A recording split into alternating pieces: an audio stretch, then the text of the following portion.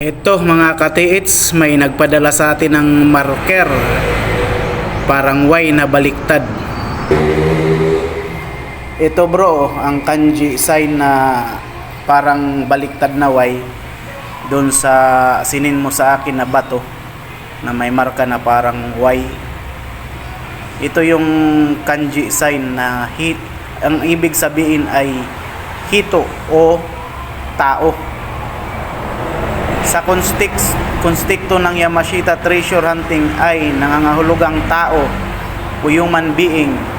Ito ay madalas ginagamit sa mga marka na nagpapahiwatig ng mga lugar na may kinalaman sa mga taong nagtatrabaho o biktima ng pagtatago ng treasure. Narito kung paano karaniwang hinahanap ang deposito gamit ang sign na ito ayon sa mga treasure hunter. Kahulugan ng kanji na hito. Kahulugan, tao, person or human. Hitsura, dalawang stroke na mukhang taong naglalakad o nakatayo.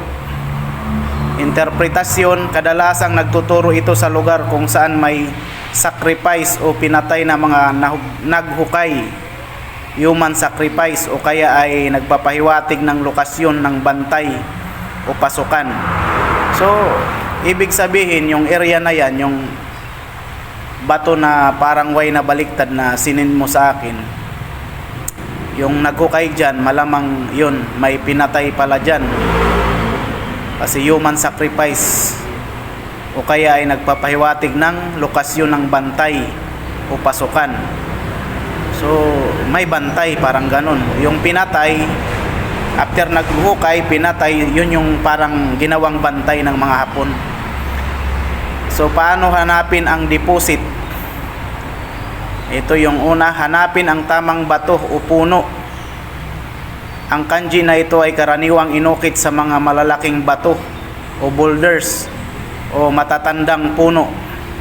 O tama yung sinabi mo na may matatandang puno dyan, yung kawayan, sampalok at saka yung duhat. So doon mo hahanapin yung deposito nito, yung sa marka na yan.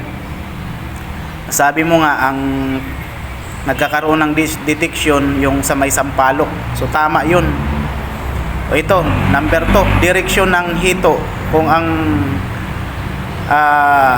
hito sign ay nakatayo ng maayos, maaring ito ay direksyon.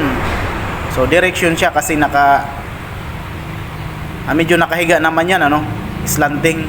Kung ito ay nakahiga o nakabaliktad, nagbabago ang kahulugan nito. So yun parang nakahiga doon sa bato.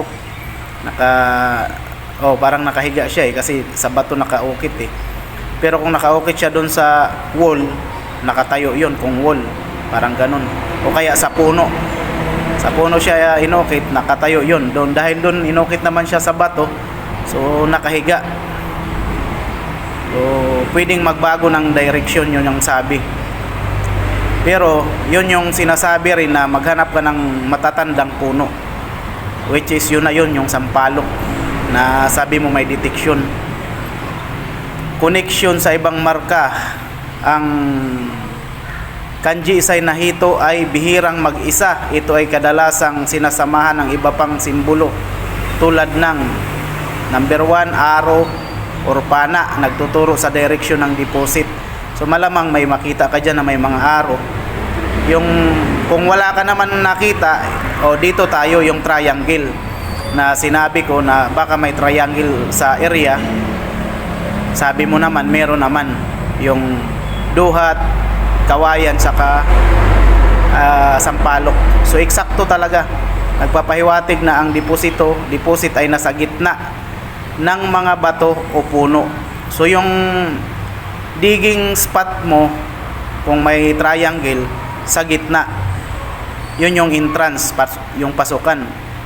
So kung ang detection niya nasa puno ng sampalok, pwede ka naman mag-direct doon, mag-ukay. Pero ang sinasabing entrance, exact digging, ay sa gitna. Kasi kung magdadirect ka ng ukay doon sa puno ng sampalok, malamang pwede kang maka-encounter talaga doon ng mga traps poison, bomba, or water traps. So mas maganda kung susundin yung sinasabi na sa gitna ang hukay.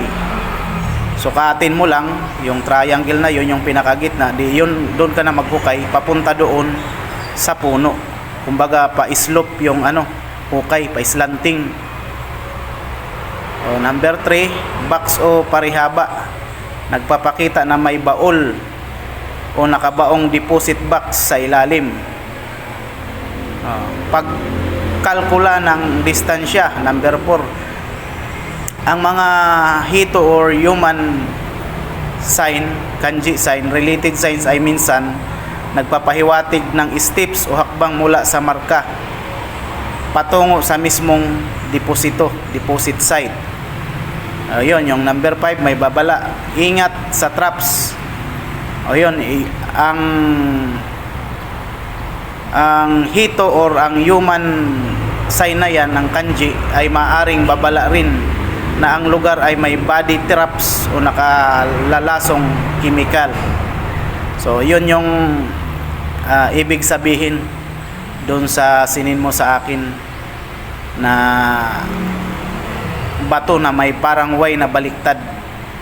So isip mo na lang to para may reference ka. So pwede mo to ulit-ulitin, tingnan mo para kung sakali maghuhukay ka, ito yung tingnan mo.